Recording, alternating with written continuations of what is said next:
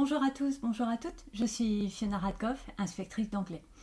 Une enseignante me posait des questions dans un commentaire et je voulais lui parler du scotch noir pour aider les élèves à débattre. Donc c'était trop compliqué à rédiger et donc j'ai décidé de faire une courte vidéo pour répondre à sa question.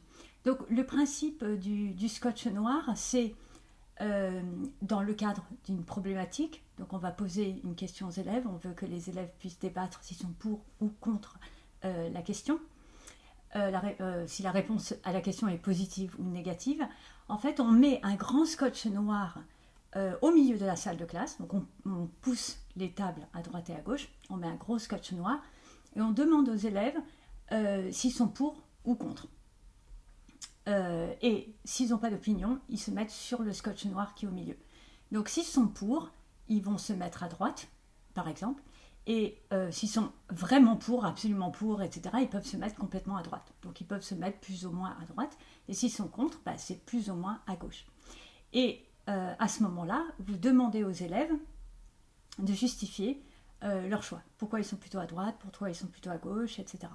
Puis vous tapez dans les mains et vous leur dites de se repositionner par rapport au scotch noir en fonction de ce qui vient d'être dit. Et donc les élèves se repositionnent, ils justifient la raison pour laquelle ils ont changé et vous prenez une photo de la classe et vous gardez la photo. Puis vous faites toute votre séquence où vous répondez à la problématique à travers différents documents et à la fin de la séquence, vous remettez le scotch noir et vous demandez aux élèves de se repositionner par rapport au scotch, c'est-à-dire à droite, à gauche, toujours au milieu.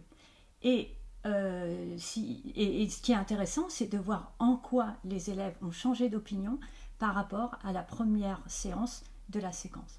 Et donc, ils puissent justifier pourquoi ils ont changé. Et s'il y a des élèves qui n'ont pas changé, qu'ils puissent dire en quoi la séquence leur a permis de confirmer ce qu'ils pensaient au début. Voilà, donc c'est une manière intéressante. Le fait de prendre une photo, ça permet de comparer, c'est-à-dire il y en a qui peuvent avoir oublié où ils étaient, mais à la dernière séance, quand tout le monde se repositionne, vous pouvez vidéo projeter au tableau la photo de départ pour qu'on puisse comparer. Et c'est quelque chose qui fonctionne, que les élèves utilisent couramment. Moi, j'appelle ça le grand scotch noir, mais il y a des professeurs qui appellent ça la ligne du débat. Voilà, je vous souhaite à tous et à toutes une excellente continuation et à bientôt. Au revoir.